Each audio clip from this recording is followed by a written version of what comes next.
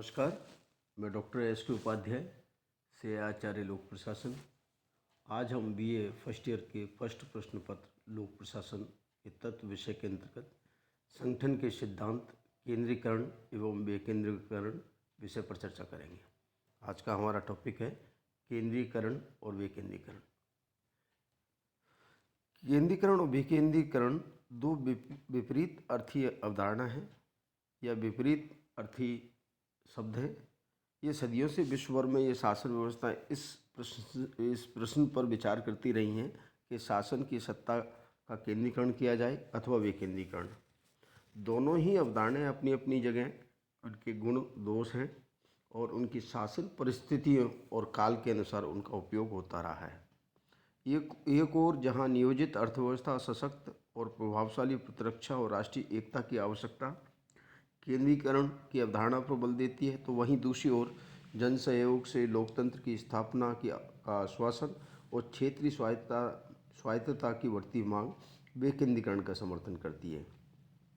यही कारण है कि अधिकांश देशों में ना तो पूर्णतः केंद्रीकरण अपनाया जा सकता है और ना ही विकेंद्रीकरण की प्रणाली। इसलिए भारत में भी अगर हम चर्चा करें तो भारत में योजना आयोग केंद्रीकरण की प्रतीकात्मक संस्था है, तो पंचायती राज संस्थाएं लोकतांत्रिक विकेंद्रीकरण का पर्याय है। विकेंद्रीकरण और केंद्रीकरण की अवधारणाएं कि बेसिकली ये सत्ता के जनता को हस्तांतरण या उच्च स्तर से नीचे स्तर तक हस्तांतरण है अथवा नहीं, उस अवधारणा से जुड़ी हुई अवधारणा है। सबसे पहले हम केंद्रीकरण और विकेंद्रीकरण की कुछ परिभाषाएं भी देख लेते हैं। एल डी वाइट लिखते हैं कि प्रशासन के निम्न तल से उच्च तल की ओर प्रशासकीय सत्ता के हस्तांतरण की प्रक्रिया को केंद्रीकरण कहते हैं, तथा ठीक इसके विपरीत यानी कि उच्च से निम्न की ओर व्यवस्था का होती है तो उसको हम विकेंद्रीकरण कहते हैं। इसी प्रकार से हेनरी फ्योल लिखते हैं कि जिसमें अधीनस्थों के महत्व में वृद्धि हो वह विकेंद्रीकरण होता है, और जो अधीनस्थों के महत्व को घटाए या कम करे वह केंद्रीकरण कहलाता है। इसी प्रकार की एक और परिभाषा देख लेते हैं।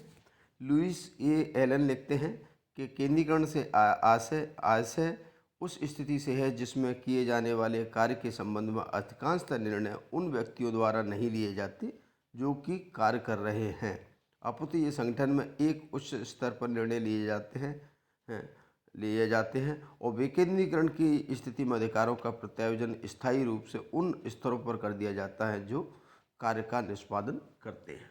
इस प्रकार आपने देखा कि केंद्रीकरण सत्ता का एक ऊपरी स्तर पर केंद्रण को हम केंद्रीकरण कहते हैं, जबकि सत्ता का ऊपर से नीचे की ओर विभाजन होना उसको या नीचे वाले अधिकारियों को, कार्मिकों को, संगठनों को, संस्थाओं को प्रदत्त करना विकेंद्रीकरण होता है।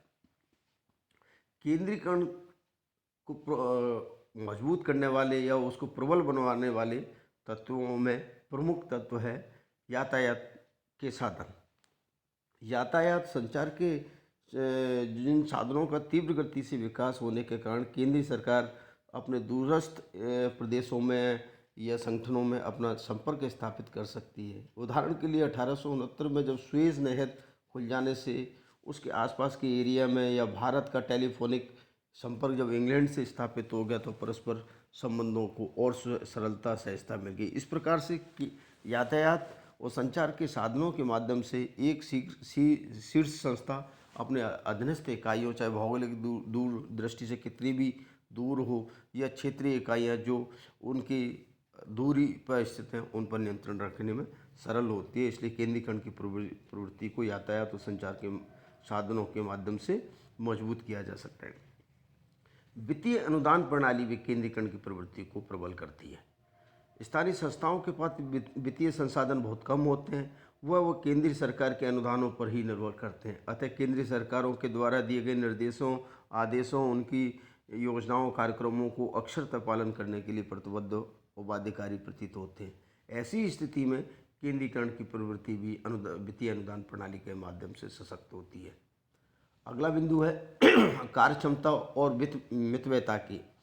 कार्यक्षमता मितव्ययता में वृद्धि एक ऐसा दृष्टिकोण है जिसमें विचारक ये मानते हैं कि प्रशासन में केंद्रीय निरीक्षण हो, देखभाल हो, नियंत्रण हो, तो इससे कार्यकुशलता और क्षमता बढ़ती है, और यही प्रवृत्ति केंद्रीकरण की प्रवृत्ति को अधिक मजबूती से बढ़ावा देती है। इनके विचारकों का ये भी मानना है कि प्रशासन में अधिक धन व्यय होता है, निकम्मापन आता है, भाई भतीजावाद आता है, असक्षमता आता है, उसको केंद्रीकरण की प्रवृत्ति से रोका जा सकता है।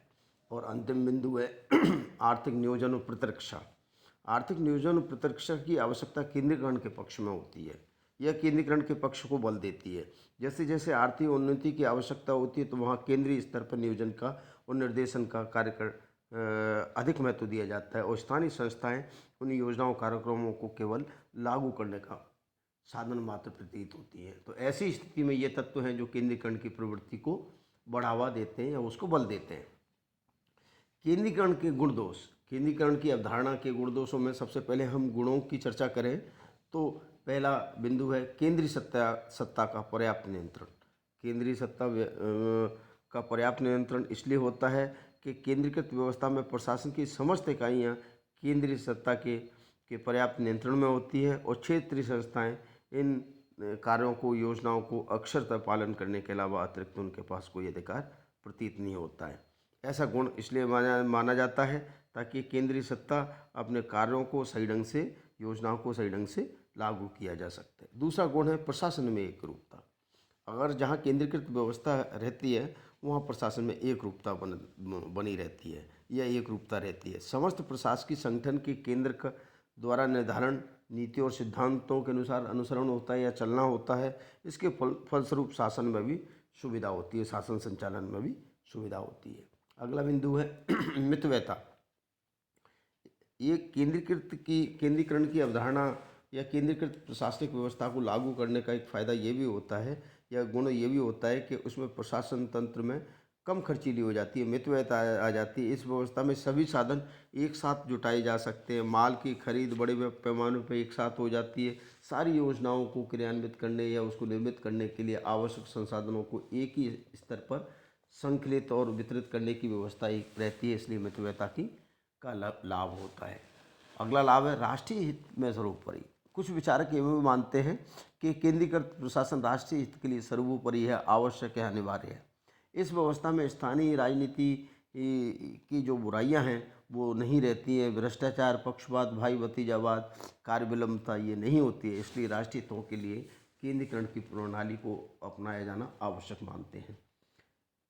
अंतिम जो है वो नागरिकों के लिए सुविधाजनक और सर्वोपरि मानते हैं। कुछ विचारक इसको नागरिकों के लिए सर्वोपरि और सुविधाजनक मानते हैं। उनका मानना है कि केंद्रीकरण एक ही शासन व्यवस्था का केंद्र बिंदु एक जगह होने के कारण सभी नागरिकों को सुविधाजनक स्थिति में उनके कार्यक्रमों को, योजनाओं को लागू करने बनाने में सहूलियत होती है, सुविधा होती है। इसलिए नागरिकों के लिए केंद्रीकृत व्यवस्था ज़्यादा सुलभ होती है, सरल होती है, उपयोगी होती है। इस प्रकार के एक गुणों के माध्यम से हम केंद्रीकरण के गुण देख सकते हैं। केंद्रीकरण के उपरोक्त गुणों के अलावा कुछ बड़े दोष भी हैं जो निम्न प्रकार हैं। पहला है कार्य में विलंब।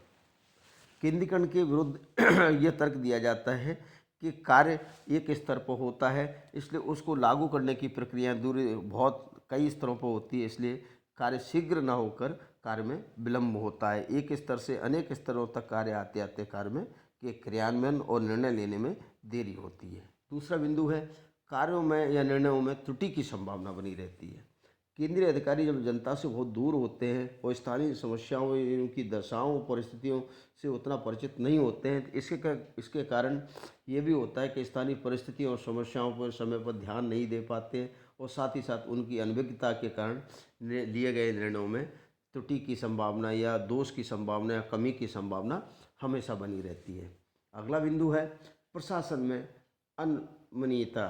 प्रशासन में परिवर्तनशीलता बहुत आवश्यक होती है। ये परिवर्तित प्रशासन केंद्रीय प्रशासन के रूप में सरकार के उत्तरदायित्वों को पूर्ण करने में सफल होता है, लेकिन इस प्रकार की केंद्रीकृत प्रशासन में परिवर्तनशीलता की कमी होती है। स्थानीय परिस्थितियों के अनुसार इसमें परिवर्तन नहीं किया जा सकता, इसलिए शासन अवांछनीय कठोर निर्णय तो लेता है, लेकिन वो बदलती परिप्रेक्ष्य में, बदलती परिस्थितियों में स्थानीय संस्थाओं की आवश्यकता, स्थानीय नागरिकों की आवश्यकताओं के संदर्भ में उपयोगी सिद्ध नहीं होते। एक अंतिम दोष ये भी है, एक दोष ये भी है कि ये लोकप्रिय शासन नहीं है, यह अलोकप्रिय शासन है।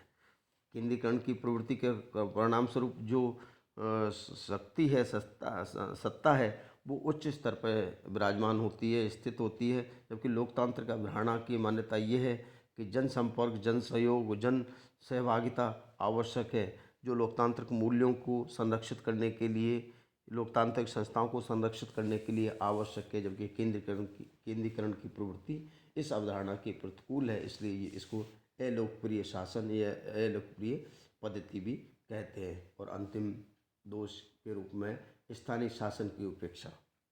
यह भी व्यवस्था स्थानीय शासन, केंद्रीकरण की व्यवस्था स्थानीय शासन के में अपेक्षित सहयोग प्राप्त करने में असफल होती है, या सहयोग, स्थानीय संस्थाओं का सहयोग अपेक्षित नहीं मिल पाता, क्योंकि जनता प्रशासन के बीच में कोई दिलचस्पी नहीं लेती है। जनता की प्रशासन के साथ कोई जन सहभागिता या जनसंपर्क उतना नहीं होता है, इसलिए ये स्थानीय संस्थाओं की उपेक्षा रहती है। और ये स्थानीय संस्थाओं की उपेक्षा के कारण ये प्रशासन इस प्रकार का अलोकप्रिय प्रशासन भी कहलाता है। ये अभी आपने केंद्रीकरण की प्रवृत्ति के गुण दोष देखे। अगले वीडियो में हम विकेंद्रीकरण उससे संदर्भित विषयों पर चर्चा करेंगे। धन्यवाद।